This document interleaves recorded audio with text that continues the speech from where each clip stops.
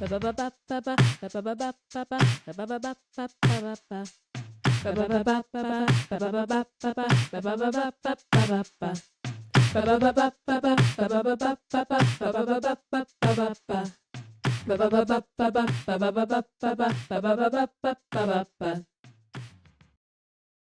to Up Your Nerd Cred.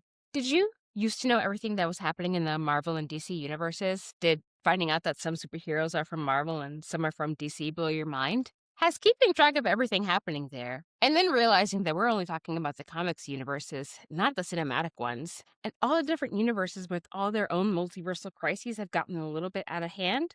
Well, don't worry. Up Your Nerd Cred is here to talk about the gods cosplaying as men, the men cosplaying as gods, and how much the cinematic universes are really leaving out. At the end of each episode, you'll hopefully know a little bit more than you did and can up your nerd cred. I'm your casual nerd host, Cece. I won Mom of the Year by pretending to watch Thomas the Tank Engine and Friends and setting up extra train tracks for my kid to play with. And hey, I am Ancia. I am a marketing nerd that loves building community, wine, doggos, and helping minority business owners across various industries, strategize. I am super excited to be here. Listeners, I am so excited to have another guest this week. Do I have a marketing MBA? Yes. Have I been in the marketing trenches like our guest has been? No.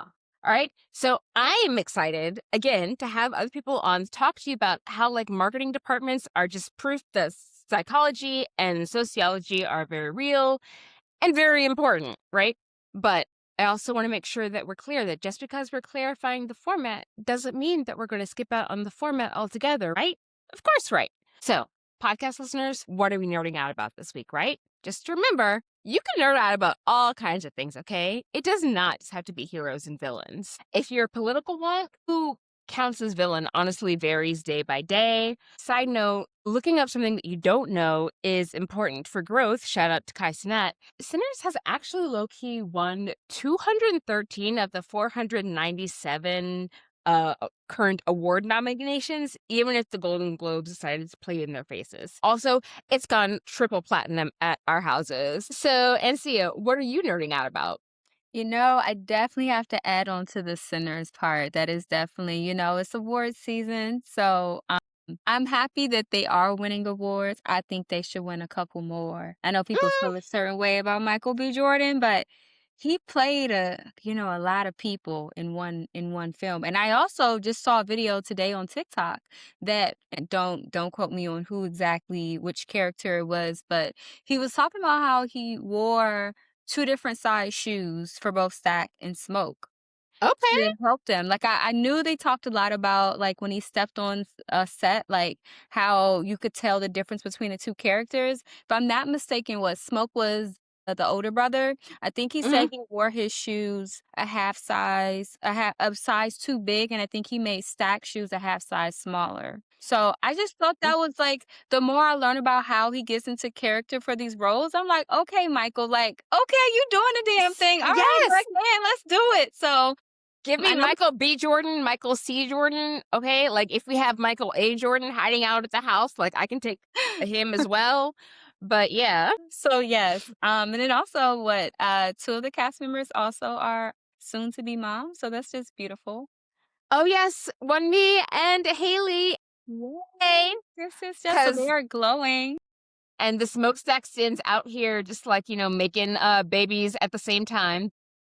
Absolutely. I'm not saying it's the Smokestacks twins. I'm just saying, if you happen to end up in a relationship with either Smoke or Stack or Smoke and Stack, or I'm just saying, both of them ending up pregnant at the same time is just Yeah, I know. Lucky babies. Lucky babies to come into the world. And then the second thing I am nerding out about, the dog videos. I don't know if you've been seeing the Walk for Peace with the monks throughout the South. Yes. A Loki, I hope I'm saying this sweet baby's name correctly. This doggo found them and has not left their side. He did have to get surgery though.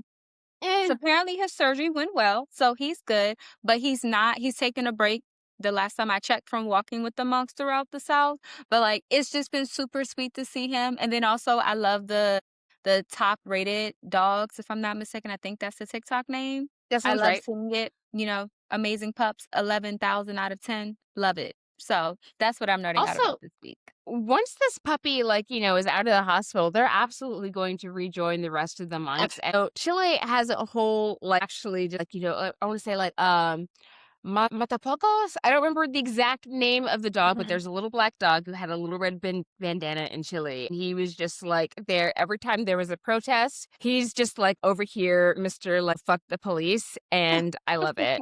I love it so hard. But, completely separate from Peppers, I did miss the premiere of my friend's movie tonight. It turns out that, he was actually ill and could not make it. So I went ahead and skipped it myself. But apparently, the movie premise itself, right?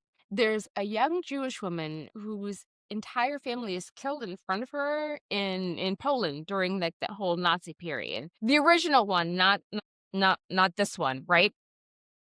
Gotta clarify. So her whole family was killed in front of her during, occupied Poland. And she goes on a roaring rampage of revenge, honestly, because no one ever suspects the help. Yeah, so the movie itself is called Vindicta. Anyway, NC and I are going to take a quick break to talk about how uncontroversial it used to be to talk about punching Nazis. And once we stop laughing out loud about how much they deserve it, we're going to be back to Up Your Nerd Cred. Welcome back. Podcast listeners, we're going to start by introing you to a new word today. Are you ready? Toyetic. All right. Now, I'm going to give you the definition as found in Jonathan Lundy's 2021 dissertation, Toying with Identity. Also, side note, he did this dissertation at Drexel, and I also got my graduate degrees at Drexel, so go Dragons. Yay. Drexel rocks. Toyetic is a term commonly used by marketing professionals to describe the potential for making toys from a media property. Toyetic also describes a specific transmedia genre that emerged in the 1990s specifically to sell toys, not as ancillary merchandise, but the primary product sold through highly coordinated transmedia systems. That is a very involved definition. Again, it's a dissertation. Another way we're going to describe it, how Gen X and Millennials are really always spending all of their money, all of our money on nostalgia in a way that our parents never did. Also, side note, I'd like to highlight okay. Both of us are millennials and Yes. we look really good. So drink your water and quit smoking, okay? Please. And also don't be unproblematic. That also helps with your Don't skin. be, yeah. You know what? It's the real racists that age like milk, okay? Like Paul Rudd, you've never heard about him being racist, and he looks good as all get out. Anyway, not important. Not important. Anyway, one of the things though, millennials and Gen X, it's like a cohort, they spent a lot of money on nostalgia in ways that our parents never did, and even honestly Gen Z and Gen Alpha really aren't. Why is that happening? Honestly, marketing. Lots and lots of targeted marketing to small children. Okay. So now we have known since the 70s, children can't really distinguish between commercials and cartoons or general children's entertainment until they're about 6 or so, right? And even then, until they're about 7 or 8, they're not really even able to understand the persuasive intent of commercials, right? For the most part, children are able to distinguish the difference between commercials and TV shows because commercials are shorter, commercials are funnier. Although with the rise of TikTok and the like, I'm guessing modern children are probably having a completely different situation of determining the difference. What do you think? Yeah, I definitely agree with you. And then also, I don't think they watch cartoons the way we watch cartoons. Like SpongeBob, what they just celebrated 30th anniversary, and I think we were more excited than the kiddos. They were at the premiere, it's SpongeBob. What do you mean? It's SpongeBob. It doesn't get any better than that. So TikTok is definitely just they shook up the game across the board for Yeah. just the marketing flow in general for all businesses. And so yeah, I feel sorry that some of the kids don't have the nostalgia that we had with the Saturday morning cartoons waking up. So yeah, I Yeah. totally agree. No, Saturday morning cartoons used to be like very serious business. And if you were not caught up on whatever happened on Saturday morning cartoons, you had no idea what was going on and you kind of looked stupid at school the next week. So, Yeah.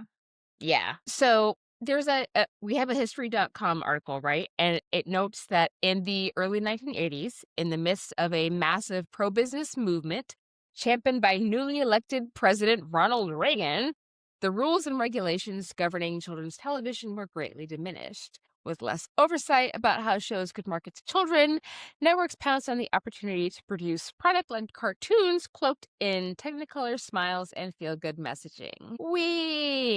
Yeah, you don't really see as many boomers like sitting there going nuts about the Lone Ranger or any of the other things that they saw on spaghetti westerns the way that we do. Like, yeah, maybe like boomers and silent generation want to collect a few like, like fancy like call like toys or whatever from things, but they have not like really made it a whole like industry the way that like, millennials and Yeah. and Gen X have done. Like what is up with that? Like, how is it that they were that these two generations were just like completely trapped in just like we need to have our toys from when we were kids?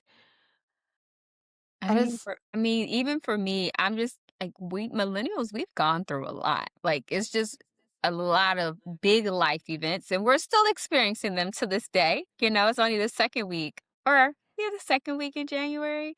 So the yeah. nostalgia gives us some peace of mind, when we were kids and didn't have responsibilities. I mean, there is definitely the thing of just like every conservative wants to go back to when they were like 15 to 20 or whatever, when they didn't really have responsibilities and they really liked what was on TV and such. But, to a certain extent, like the changes that happened between the 70s to the 80s and the 90s and then whatever happened like past the 2000s, it's really worth pointing out and like talking about, right? So like Yeah. prior to Ronnie's deregulations and such, right? Advocacy groups actually had to like work and make sure that children's television wasn't filled with advertising, all right? You remember you watched Mr. Rogers' Neighborhood back in the day, right? There Yeah. were no commercials on Mr. Rogers, No right? ad placements either. Exactly. Like it was just a solid moment of just like Yeah. we're going to have like social, socio emotional learning things, right? Yeah. It was really useful back in the day, like there was a point where children's television was very specifically for the entertainment value, yes, but also the educational value, right? Even like very specifically, like right, like a lot of this is happening in the silver age of comics that we've talked about before, right? There's a lot more these silly characters rather than a lot more of the true life stories that we really got once the CCA loosened its grip, later on, right? And even with this, like you could really tell how to a certain extent, back in the day, there was a lot more of a chokehold on making sure that whatever it is that the kids were seeing on TV was not necessarily like straight advertisement. In Mhm. 1969, Mattel and ABC got in some hot water because other retailers were complaining about the Hot Wheels cartoon that they had put out, and they were just like, "Hey, this cartoon that you're putting out is about selling toys. This is not about telling a story. Like, what? How dare you?" Side note, it was, canceled shortly thereafter. But there was a point in time in which, having too much of the advertisement aspect of toys and such, that was considered to be a problem for people. Lone Ranger was a super popular like cereal back in the day, but even if you had Lone Ranger outfits and like stuff like that that you would wear, you wouldn't necessarily have like the full like crazy, advertising for like come and buy the toys that we were like, going for, right? But some of the safety that like you had back in the day, back during like the radio serials, like as they're like making the transition from radio to TV, like some of that safety was actually like stripped away in the 80s. And a certain amount of it is because these Star Wars toys sold like gangbusters in the late 70s. Okay. And like, I know that everybody isn't like a Star Wars fan all willy nilly or whatever, right? 1977, you couldn't tell nobody about Luke or Leia or whatever else, okay? Like, it was serious business. And, like, all of the other companies saw how well Star Wars did, and they're like, we have to get in on this.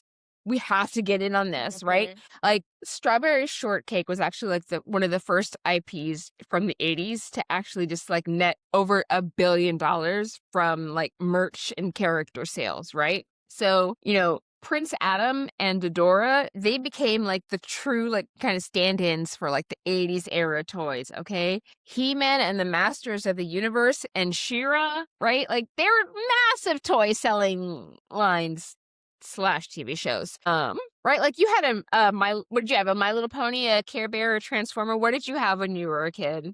It was definitely the Care Bears, although, I never was really attached. Like, I played with the toys, but I didn't have a strong attachment to the toys. So marketing didn't get me too much on this. They probably got me on the collectibles, but not too much on this. But I did have the Care Bears. I just wish I kept them since they're collector's items. I didn't. We didn't know, I right? know. But like, all of these toys, all of these like properties that like you remember forever, they've all taken off during the shift in how much advertising was really directed towards children, right? So as Reagan worked to dismantle the FTC and the FCC, Toyline TV shows started to make sure that they would have some very special episodes, because that way the censors wouldn't complain about it being a toy ad. They would be like, no.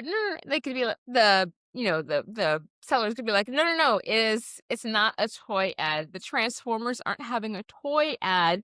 It's a very special episode about how, Starscream or, Bumblebee had blah, blah, blah kind of issue, and this is how they fixed it or whatever. No It's a whole bunch of like just like BS. They're just like, oh no, there's morality to it. Like there's like a point to the stories. And it's like, all right, you guys are full of it, but okay. This is the downside to like, a bunch of the 80s where like all this deregulation is happening and corporations get away with like murder.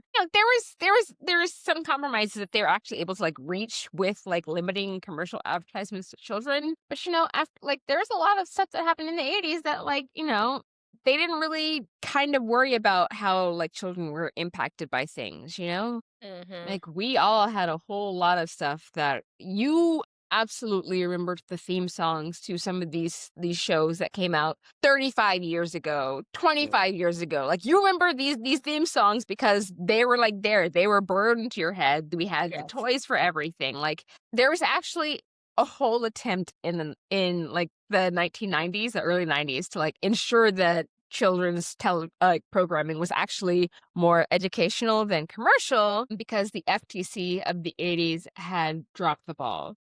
I don't know if I would say that they dropped the ball so much as they like chucked the ball like out over like the fence. Like, that's how the FTC like really seemed to treat how like all of the stuff going on. Like, oh, you happen to have like these long behind commercials that are theoretically TV shows.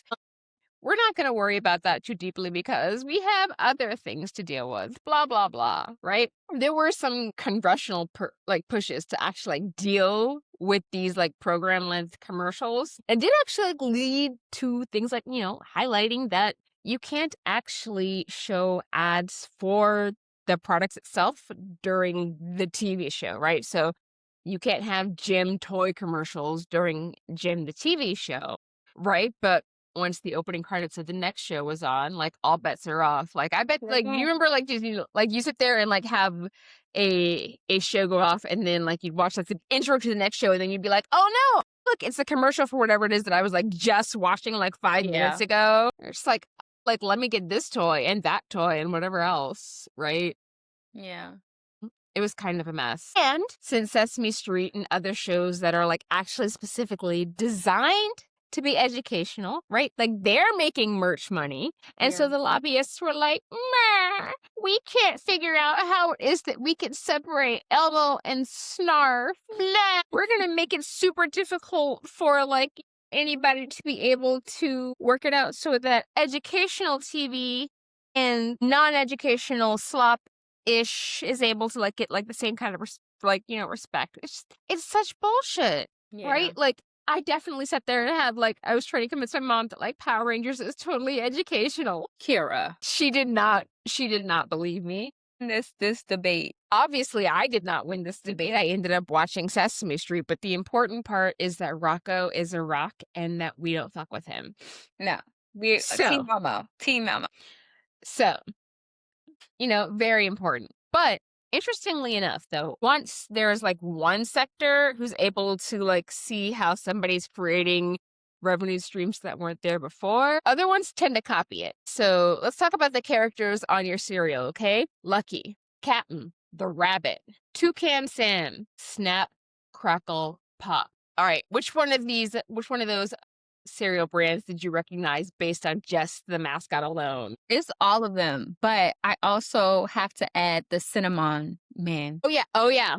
because See? he's not on the boxes anymore with his locks. They took him off. He's not there. I mean, they took off a lot of these characters, but yes. Yeah, but why do you have such strong association with, like, the cereals that I listed? And by that, I mean, how do you know which cereals that I was talking about?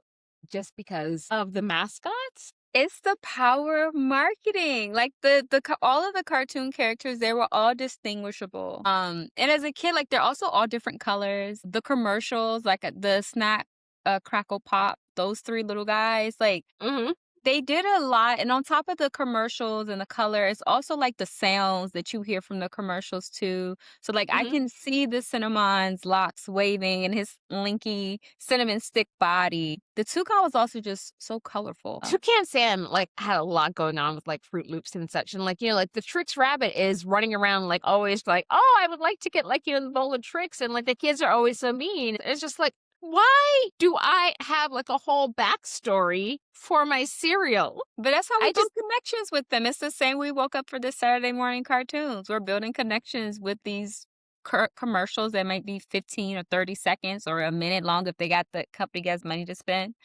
which in this case they do. But yeah, we wanted to follow True. along with them and entertainment. So this was like, I dare to say TikTok before TikTok when it comes to these kind of advertisements for the kiddos. True, because the good ads back in the day actually, like, there were some real fun ads back in the day. Like, you remember the Noid for Domino's? It's just like, "I'm gonna sit there and, like, stop you from, like, getting a pizza." So, like, you felt almost like a whole thing of just like, "Ooh, I wanna order, like, something from Domino's to see if, like, there's going to be, like, this weird creature with, like, bunny ears or whatever, like, this is gonna impact like, try to stop my pizza from getting to me." And right?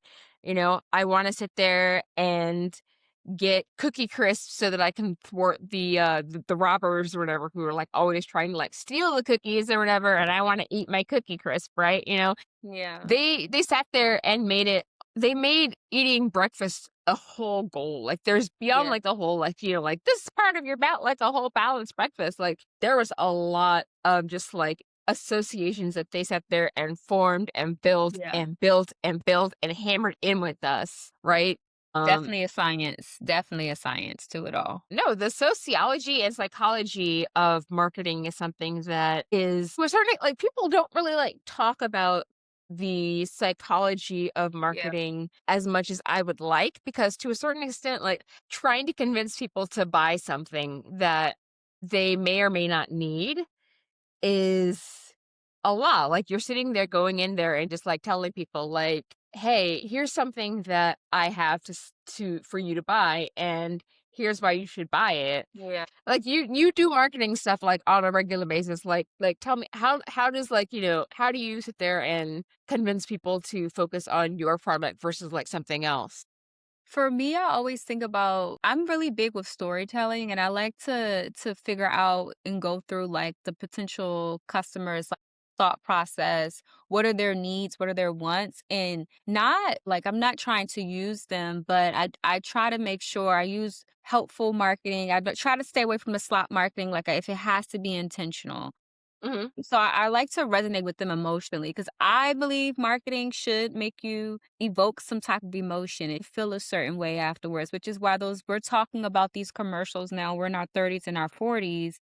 Yeah. Something that, we now go to look those videos up on YouTube, those commercials on YouTube, they're gonna be blurry, pixelated. It's gonna look like a cell, not like, before the flip phone even had a camera, that's what it's gonna look like, you know? Oh, no. Yes, because do you remember the Sears air conditioning commercial? Why do I remember the Sears air conditioning commercial talking about, like, I'm gonna call Sears today? Does Sears even do air conditioning in, like, New York City? I don't I have know, no but idea. I will tell you what. Imma tell you what. I know for a fact that if it's gonna be another scorcher, I'm gonna call today, and by call today, I mean I'm gonna call now. Yeah, and again, that was picking up on your emotional needs. So that's for me, that's what I do when it comes to marketing. Like how do I resonate? Because I want to make sure it's intentional and it's impactful for the customer that I'm reaching out to. So yeah, again, still resonate with us all these years later. They got a piece of our heart always. They really did. To a certain extent, let's think about, like, how did they make sure that, like we talked about the cereals and everything, right? Like, how did they make sure that they would keep our attention? How did they make sure that they would be, like, where it is that we could see them? Well, they would tweak the marketing things for kids to catch their eye, that we say.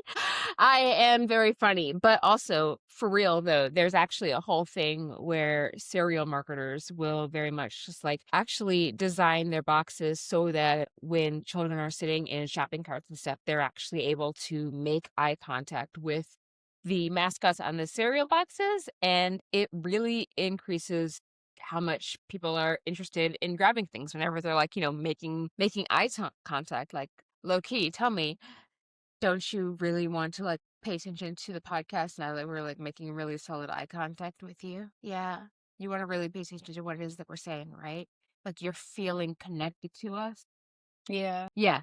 Yeah, that's what marketing does, okay? Sociology and psychology are very real and they do things to you, okay? So, a 2014 Cornell study, for example, right? It talked about how something as simple as, like, again, the characters on the cereal box making eye contact with the children can lead to, like, it's a whole increase in, like, the demand that the packaging of then, like, the more adult oriented boxes, right? Like, you don't really see kids being as excited about, Wheaties or Life cereal, right? Because those kind of boxes, they show like pictures of the food, right?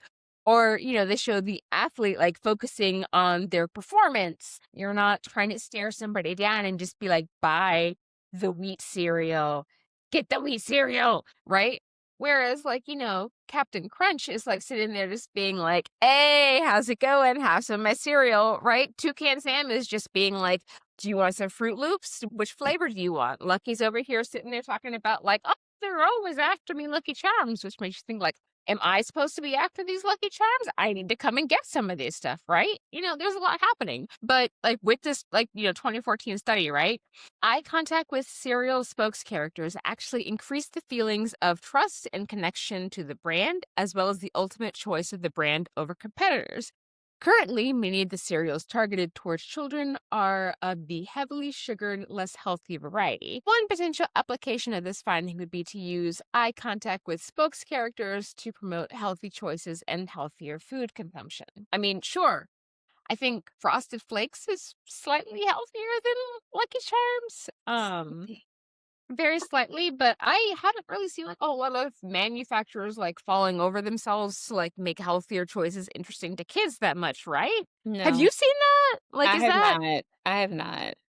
maybe I'm not paying attention to the cereal aisle enough? Although to be fair, I also will note the fact that the part of the cereal aisle that I tend to go to is like the Malto meal where they're just like you're gonna get like the Lucky Charms, but you're not gonna have a mascot. It's just gonna be like in a big old plastic bag, not the box. And And resourceful. you you you go eat this, like, knockoff stuff, and you're gonna be happy with it, and I'm just like, "You know what, though? It is still just, like it's like the cereal, and it's the marshmallows, and it's like Lucky Charms without necessarily having, like, this leprechaun running around being like, 'Oh, they're always after me, Lucky Charms,' you know?" Yeah.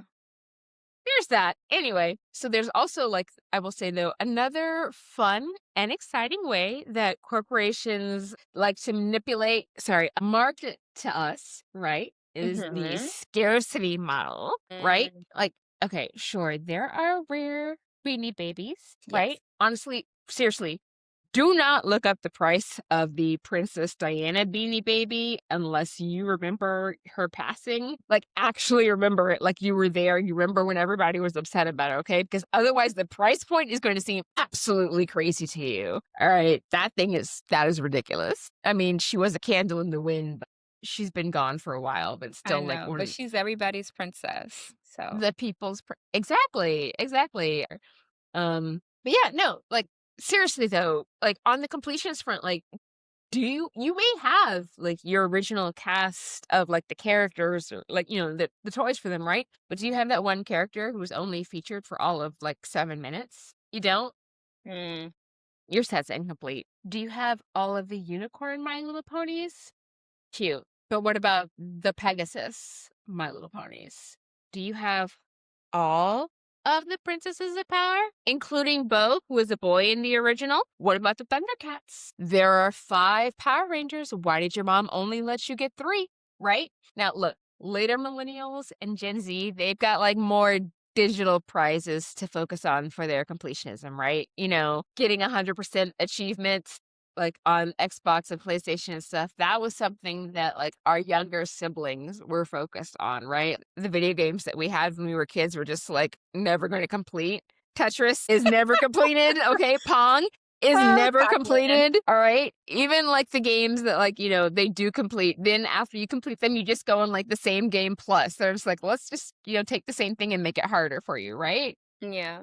Getting 100% on the games that we played as kids, not like achievements that are available, but the same way that like, but like Gen Z and Gen Alpha, right? Like they have like, achievements for their games. Yeah. Or, like the silent generation and boomers, right? They didn't necessarily, they had nostalgia the same way that we did to a certain extent. Like they remembered being youths, but they didn't have quite the same marketing towards them and stuff, like you don't really see the same amount of energy that boomers would put forth towards like, having a full Lone Ranger set, right? And, there's a certain amount of it that is that Gen X and early millennials, because we didn't have the digital completion that we could do, we had to actually get actual copies of the toys that we wanted, okay? And now we have McDonald's money. We didn't when we were little. And if you had a Black mom, you absolutely knew for a fact that you did not have McDonald's money. Absolutely not. And so, now that we are adults, we're grown and we can spend it however we want, a lot of us have worked on completing our collections, right? Like my mom, for example, was absolutely not going to like spend money on making sure that I had a complete set of the Sailor Moon manga. Like she didn't see that like that wasn't important for her. That didn't matter to her. But I am grown and I have spent my money and now I have acquired all of them, including the full Sailor V series, right? Because that's what happens when like, that's what a lot of millennials are spending their money on, like, and Gen X are spending their money on, like, the nostalgia that we're finally kind of able to, enjoy, right? Like, Yeah. Yeah, and I also want to add too, although I haven't purchased any of these popcorn buckets, but the movies to get folks back into the theaters, like these popcorn buckets, the mm, collections for the film, like I think Wicked was like the last one I saw, and people were like, it was just insane on what they were creating because it was like the drink cups look like they should be the popcorn buckets, but they're actually opposite. But like people are going crazy over this stuff, and again, it's because we now have McDonald's money. seriously, because like there's like a whole bunch of money to be spent on stuff in general, and there's a certain amount of it too that we were taught early on that if you don't buy it right now, you might miss your opportunity, right? Yeah. Like even if you're not a toy collector, but you watched movies when you were a kid, you absolutely remember Disney like being like, "Hey, this is your last chance because we're going to put this movie into the vault." And Yep. you're not going to be able to get it for like, however long. So like, do you want this movie? Now is your chance because it's going to go in the vault, right? And they're like, Yeah.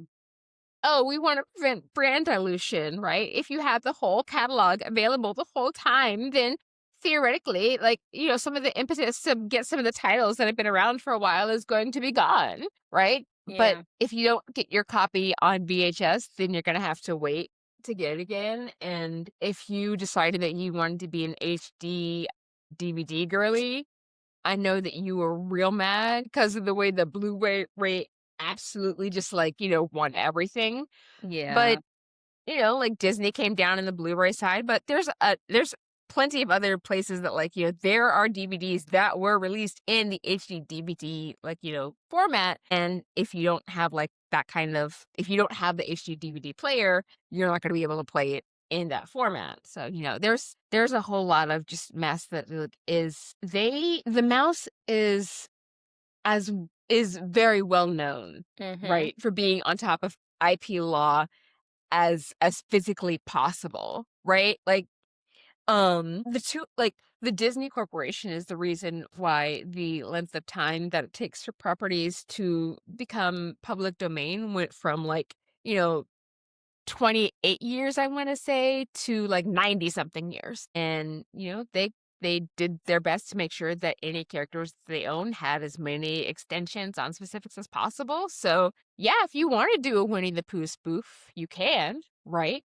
But that bear better not be wearing a, red shirt and no pants, because that version of Winnie the Pooh is still under copyright. Yeah. Right? Didn't they have, like, what was it, Winnie the Pooh, like, like, Blood and Honey or something came out like, somebody did that a couple years ago? I remember that, yeah. And it's just like, okay, I guess it's in the public domain, but there's a lot that Disney sat there and, like, did their best to, like, lock stuff down, right? So, like, the Disney version of Winnie the Pooh, right, with, like, the little red shirt and no pants and everything, that one is still under copyright, despite the fact that the original, character is turning, like, 100 this year, right? Wow. Yeah. Oswald the Rabbit, which was, Disney's like first kind of cartoon character, before Mickey. Oswald the Rabbit has only been public domain for like 2.5-ish years. So, yeah, like Disney is definitely like, if you want to sit there and go down a, like a deep copyright rabbit hole, like Disney is like the people to follow because they are the ones who sat there and like were able to sit there and keep extending and extending and extending all of like the copyright and original public domain like stuff. There's a whole bunch of stuff that Disney has prevented from coming into public domain. That's how they are, Disney. Like, the mouse is serious business.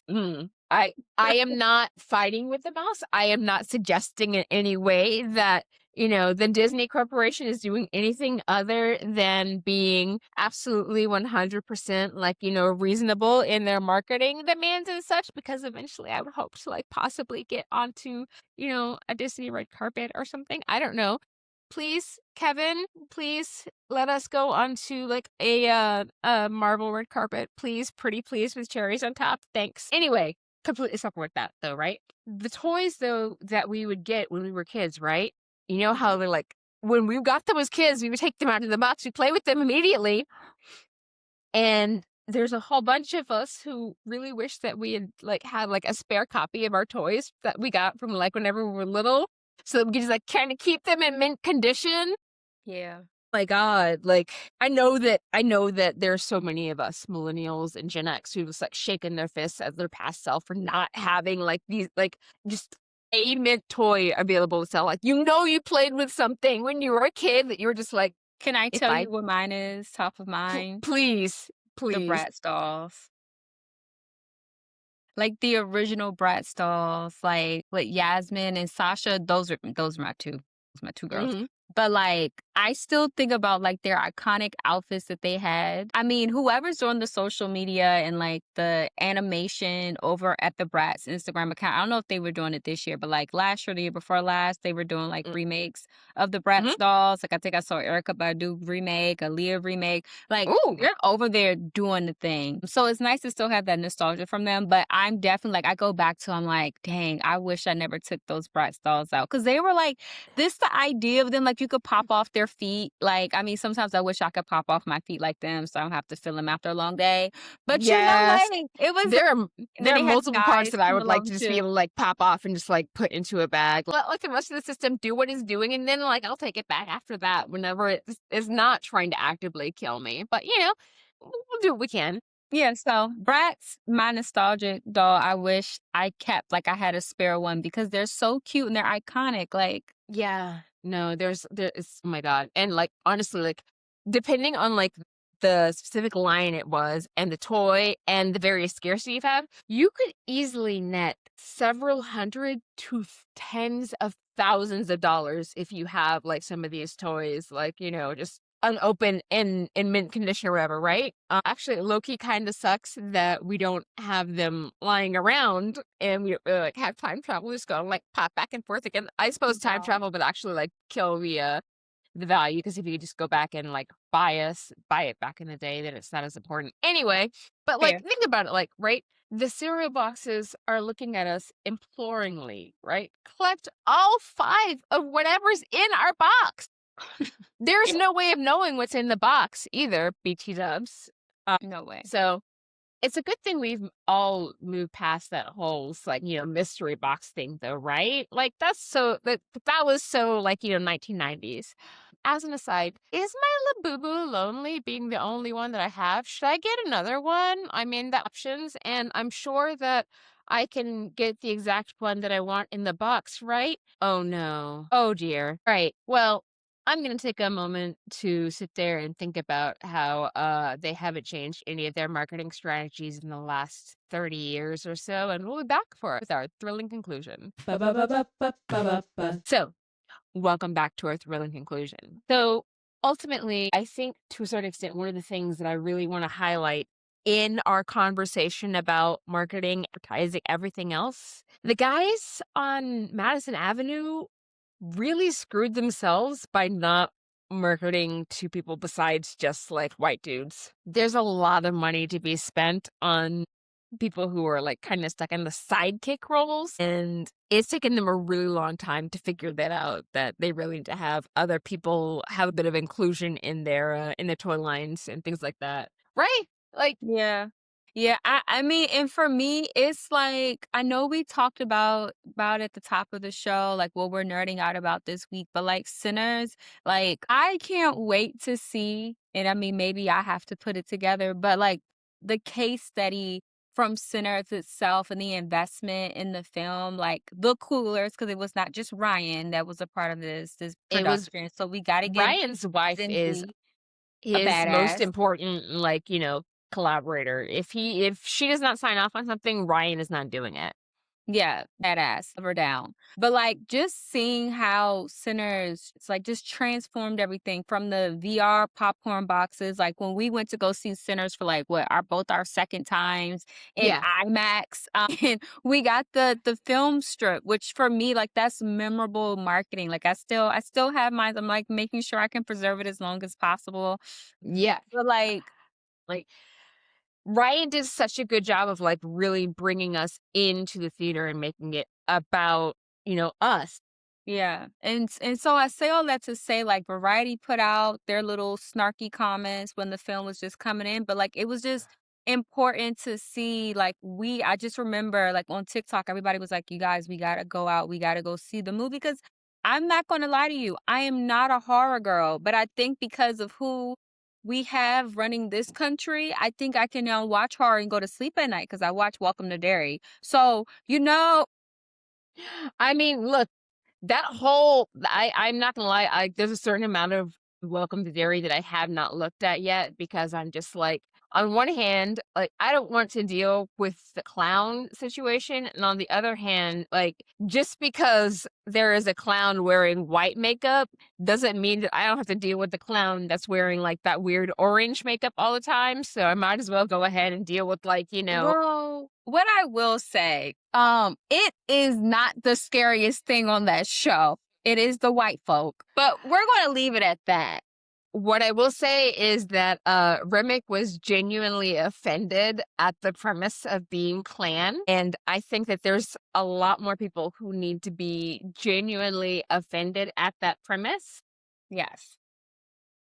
And there's a certain amount of it that, I'm going to tie this all together, right? There's a certain amount of it of like what it is that we are marketed to, what it is that we are told about other people, like, whoever it is that we're not necessarily like engaging with. There's stuff that like, we hear about, there's stereotypes that we build based Yeah. upon what it is that we actually like see in the media. And as much as it seems like media has like a pretty solid idea about things and like how theoretically like, it's run through enough checks or whatever to, make sure that whatever is happening is something that is actually like true and accurate and things of that nature.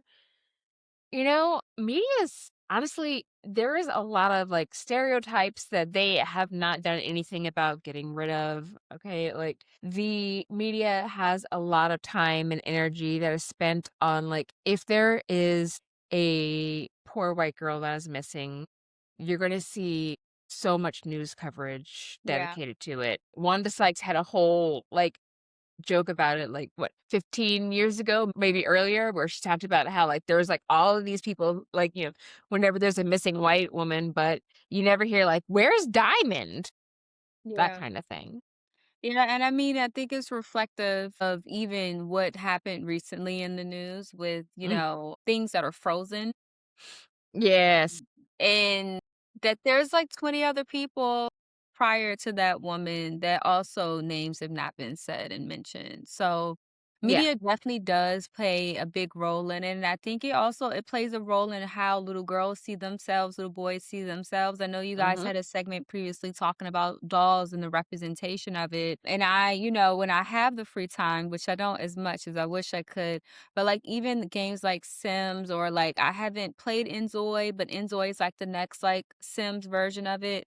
But the Mhm. textures and seeing the hair representations accurately, and they're thinking about, like, how a shape up looks and a fresh cornrows are, like, style, not, like, just regular gel straight backs. Like, they're giving us Yes. the true and, like, our Kankalon twists, our knotless braids, the buns, the afros. Like, it's just so much intentionality behind it, and when you do find it when companies do make that investment, again, I'm bringing it back to Sinners, for example, you can see that there's payout about it. Like, Oh, yeah. me and Kira have seen Sinners, I think, in theaters maybe probably, like, each 3 times, and then, At like least. and I watch Sinners when I need to focus on work. Is that integrated into my everyday life? Like, As I love soon as I Sinners. found out that it was available, like, to purchase, I purchased it, I think right? she purchased it, literally the second after. It was a midnight text I got from her saying that she Pretty purchased it. much, and, like, I Yeah. would like to point out the fact that, like, movies always get cheaper over the course of time, so, like, I could have waited and, like, bought Sinners when it was cheaper, but, having this kind of representation, having One Me out here, being a thick Black lady who is, like, an active love interest Yeah. is important, right? And representation matters, and so one of the things that, like, really, like we were talking about earlier, like, the guys on Mad Ave, like, left a lot of money on the table Yeah. by only advertising to a small demographic and being Mhm. able to really, like, expand it and make it so that a lot of other people are able to feel connected to the toys, feel connected to, what it is that people are selling. It's important, okay? Like, Yeah. it's serious business. But what I want to do also now at this point is move away from a little bit of like the serious business of making sure that Sinners gets all the awards that it's due, which it's obviously not going to, and talk a little bit about like some of the stuff that's needs to be on your calendar, as things are going on for this week, like some of the nerd things that you need to be aware of. So we have on January 16th, 1942, Wonder Woman actually made her debut. Her first appearance was in Sensation Comics #1. In addition, Lena Thorul, née Lena Luthor, her birthday is on January 16th. So that's actually Lex Luthor's sister. So as an aside, like, villainy isn't always hereditary. You can have the same parents and not end up actually like a crazy sociopathic, like, terrible, horrible, no good, very bad person. That has nothing to do with the fact that there are other Trump siblings. Absolutely nothing to do with that. Beyond that, West, right? We had like that whole like triple episode about the whole Flash family situation. His birthday is also January 16th. It's a very, very busy day, okay? And another important birthday, all right? There's a lot of Capricorn energy happening, but an incredibly important birthday is our expert co-host AM's birthday is on 119. So happy birthday, AM! Happy Yay! birthday! And the final thing that we're going to say is leading forward is that the final Wonder Man trailer has come out. And if you are not watching it with us on January 26th, you're wrong. Yeah. Like there are things you could be, but the correct answer is wrong. Yes, absolutely. He's beautiful. He's a beautiful specimen. He's also a very kind spirit. I met him after a Broadway play. Very sweet. Very, very sweet. I just want to point out the fact that he was Dr. Manhattan and he made Regina King make some faces. And so Yaya has got like a lot of anyway, listeners, we have come to the end of our podcast, and it's not because of Yaya. It has absolutely nothing to do with him, right? Anyway, I know you're sitting there thinking though, like, how is this over so soon? Well, don't worry. Our next episode is going to be coming out next week, right? And of course, you're always more than welcome to listen to this episode again if that's not fast enough. Or of course, you're always welcome to join our Patreon. Nerd cred takes time to build. But if you can convince an entire generation of folks to make sure that they have even the characters they don't like, you got a pretty solid lock on the whole marketing game. And now it's time to mention that we have an Instagram. We're on Apple, Spotify, and YouTube, and working on expanding our reach. And if you like this episode, make sure you rate, review, subscribe, especially if you're trying to up your nerd cred. So you can follow us on Instagram at Up Your Nerd Cred Pod. Side note, the person that you are talking to whenever you want to make comments on it is our lovely Ancia. She is our social media manager. So, I just want to make sure that we're like highlighting that. If you're looking for me across platforms, of course, I am at Kira C. Davis, CIRACDAVIS. And for me, I am Ancia Terrell, ANSCIATERELLE. It is my first and my middle name. So if you have any comments or ideas you have about our social media, let me know. Or you just want to chat about marketing, you can send me a DM. So otherwise, though, if you have a burning question that you want us to discuss, that you can up your nerd cred, make sure you like and subscribe, leave comments, and if we pick your question, we'll shout you out at the discussion segment. Also, we have launched the Patreon, and so you should definitely follow the show notes to join it. You should also get your friends to like and subscribe to, and your family, and any of your coworkers you trust not to be weird about listening to the same podcast as you, and perhaps your Uber driver. And good night, everyone.